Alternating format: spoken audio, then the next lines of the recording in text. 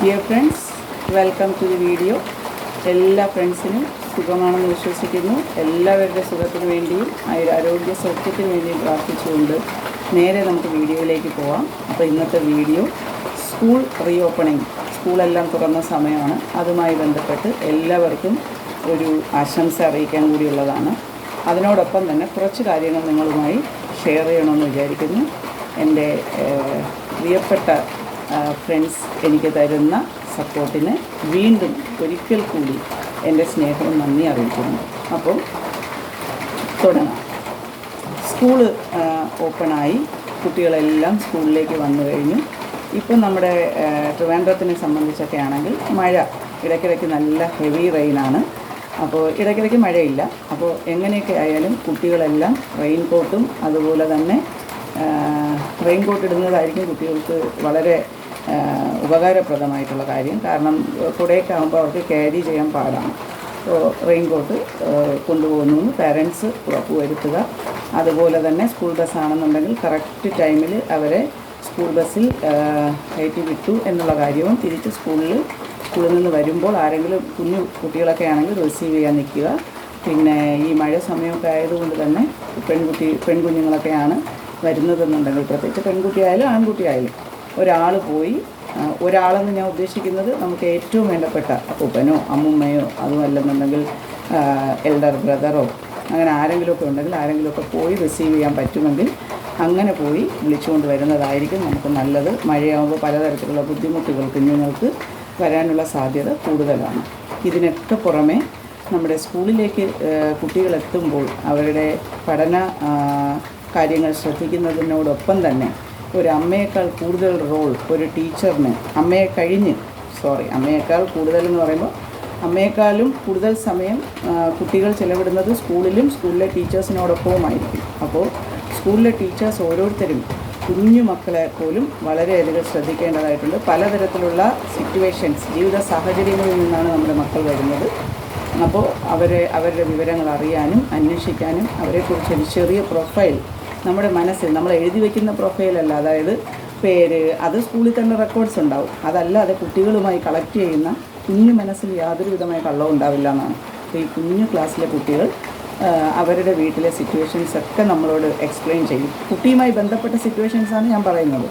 മിക്ക കുട്ടികളും ഏതെങ്കിലും രീതിയിലുള്ള ചൈൽഡ് അബ്യൂസ്, വീട്ടിൽ നിന്ന് ഏതെങ്കിലും തരത്തിലുള്ള മാനസികമായോ അല്ലെങ്കിൽ ശാരീരികമായോ ഉള്ള ടോർച്ചറസ് സിറ്റുവേഷൻസ് ഫേസ് ചെയ്യുന്നുണ്ടോ എന്നറിയേണ്ട ഒരു ചുമതല ടീച്ചേഴ്സിനുണ്ട്. അത് ടീച്ചേഴ്സിൻ്റെ മോറൽ റെസ്പോൺസിബിലിറ്റി ആയി തന്നെ കാണണമെന്നാണ് ഞാൻ പറയുന്നത്. കാരണം കുഞ്ഞുങ്ങൾക്ക് കുറച്ചുകൂടെ ഫ്രീഡം അമ്മയോട് പറയുന്നത് പോലെ തന്നെ ഒരുപക്ഷെ അമ്മയോട് പറയാത്ത ചില കാര്യങ്ങൾ പോലും ചില ടീച്ചേഴ്സിൻ്റെ സൗഹൃദപരമായ ഇടപെടലുകളിൽ കൂടി അവർക്ക് മനസ്സിലാക്കാൻ സാധിക്കും. അപ്പോൾ അത് നമ്മൾ കമ്പൽസറി അറിയണം. ചിലപ്പോൾ ഒരു കുട്ടിയുടെ ജീവനായിരിക്കും നമുക്ക് അതുവഴി രക്ഷപ്പെടുത്താൻ സാധിക്കുന്നത്.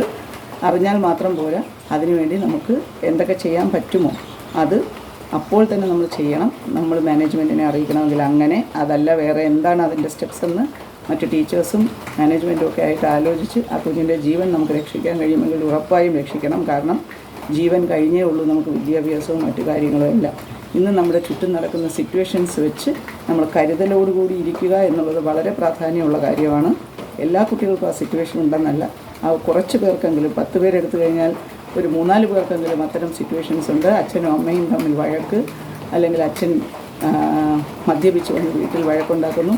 ആ കുട്ടികളുടെ ട്രോമാറ്റിക് സിറ്റുവേഷൻസ് എത്ര വലുതാണെന്നുള്ളത് ഒരു അധ്യാപികയ്ക്ക് തീർച്ചയായും മനസ്സിലാക്കാൻ സാധിക്കും. അതറിഞ്ഞു കഴിഞ്ഞാൽ കുട്ടികൾക്ക് വേണ്ട കൗൺസിലിംഗ് കൊടുക്കുകയും അവർക്ക് മാനസികമായ പിന്തുണ കൊടുക്കുകയും ചെയ്യുക എന്നുള്ളത് വളരെ ഇമ്പോർട്ടൻ്റ് ആണ്. ഏത് സിറ്റുവേഷനെ അതിജീവിക്കാനുള്ള ഒരു കരുത്ത് ഒരു അധ്യാപികയ്ക്ക്, ഒരു ടീച്ചറിന്, ഒരു കുട്ടിക്ക് കൊടുക്കാൻ സാധിക്കും. അത് നിങ്ങൾ ഉറപ്പായും കൊടുക്കുക. അവരുടെ സംരക്ഷണം നമ്മുടെ കൂടി ഉത്തരവാദിത്വമാണ്. ഓരോ കുട്ടികളുടെയും സംരക്ഷണം അമ്മയുടെ അച്ഛനും കഴിഞ്ഞാൽ പിന്നെ ടീച്ചേഴ്സിൻ്റെയും കൂടെ ഒരു ഉത്തരവാദിത്വമാണെന്ന് തിരിച്ചറിയുക. അതിനുവേണ്ടി നിയമപരമായ എന്തൊക്കെ കാര്യങ്ങൾ നമുക്ക് ചെയ്യാൻ സാധിക്കുമോ അത് ചെയ്യുക. നിയമപരമായി നമുക്ക് എന്തൊക്കെ ചെയ്യാൻ പറ്റുമോ അതെല്ലാം നമ്മൾ ചെയ്യുക. പേടിച്ച് ഒരു മൂലയിലിരിക്കേണ്ടവരല്ല അധ്യാപകർ എന്നെനിക്കിവിടെ പറയണമെന്ന് തോന്നി. അതാണ് ഞാൻ നിങ്ങളുമായി പങ്കുവയ്ക്കാൻ ഈ അവസരത്തിൽ ആഗ്രഹിക്കുന്നത്. നമുക്ക് ചുറ്റും നടക്കുന്ന ഓരോ സംഭവങ്ങളും വിരൽ ചൂണ്ടുന്നത് ഇത്തരത്തിലുള്ള അനാസ്ഥകളാണ്. അപ്പോൾ നമ്മളെന്തെങ്കിലും കാര്യം മനസ്സിലാക്കിയാൽ അത് നമ്മൾ പുറത്ത് പറയാനും അതുപോലെ തന്നെ ആ കുഞ്ഞിനെ രക്ഷിക്കാനും വേണ്ട എല്ലാ മുൻകരുതലുകളും നമ്മൾ എടുക്കേണ്ടത് നമ്മുടെ കൂടി ആവശ്യമാണ്. ഓക്കെ. അതിനോടൊപ്പം കുട്ടികൾക്ക് നല്ല സ്നേഹവും പിന്തുണയും കൊടുക്കുക. കുട്ടികൾ ചെയ്യുന്ന എല്ലാ തെറ്റിനെയും അംഗീകരിക്കുക എന്നല്ല അതിൻ്റെ അർത്ഥം. അവർക്ക് വേണ്ട മാർഗനിർദ്ദേശങ്ങൾ കൊടുത്ത് അവരെ മാനസിക സമ്മർദ്ദത്തിന് അടിമയാക്കാതെ നല്ല രീതിയിൽ അവരെ മുന്നിലേക്ക് കൊണ്ടുവരാൻ ഒരു അധ്യാപികയ്ക്ക് നല്ല രീതിയിൽ സാധിക്കുമെന്നുള്ളത് ഉറപ്പായ കാര്യമാണ്. ഇത്രയും പറയണമെന്ന് തോന്നി. അതുപോലെ അവരുടെ പഠന കാര്യങ്ങൾ മറ്റു കാര്യങ്ങളെല്ലാം ശ്രദ്ധിക്കുക. കുഞ്ഞു ക്ലാസ്സുകളിലൊക്കെ ആണെങ്കിൽ മക്കൾ നല്ല രീതിയിൽ അതായത് ശുചിത്വമുള്ള വസ്ത്രങ്ങളാണോ അവർ ധരിച്ചു വരുന്നത്, പ്രത്യേകിച്ച് ഇന്നർ വെയേഴ്സൊക്കെ നമ്മളൊന്ന് കെയർ ചെയ്യുന്നത് നല്ല കാര്യമാണ്. കാരണം പല പാരൻസും അതൊക്കെ കെയർലെസ്സായി വിടുന്നവരുണ്ട്. അത്തരത്തിൽ അനുഭവത്തിൽ വന്നിട്ടുണ്ട്. അതൊന്നും ചെയ്യാൻ പാടില്ല. അവരെ പറഞ്ഞ് മനസ്സിലാക്കുക. പരസ്യമായല്ല, പേഴ്സണലായി അവരെ വിളിച്ച് ഇക്കാര്യങ്ങൾ ഡിസ്കസ് ചെയ്ത് അത് സോൾവ് ചെയ്യുക. മഴയൊക്കെ ആയതുകൊണ്ട് തന്നെ കുട്ടികൾക്ക് ചൂടുള്ള വെള്ളം ബോട്ടിൽസിൽ കൊടുത്തു വിടാൻ ശ്രദ്ധിക്കണം. അതുപോലുള്ള പല കാര്യങ്ങളും ഉണ്ട്. അപ്പോൾ എല്ലാ പാരൻസിനും കുട്ടികൾക്കും സ്കൂൾ തുറന്ന് പഠിക്കാൻ പോകുന്നു എന്നെനിക്കറിയാം. അപ്പോൾ എല്ലാവർക്കും ആശംസകൾ അറിയിക്കുകയാണ്. സ്നേഹം. Love you all.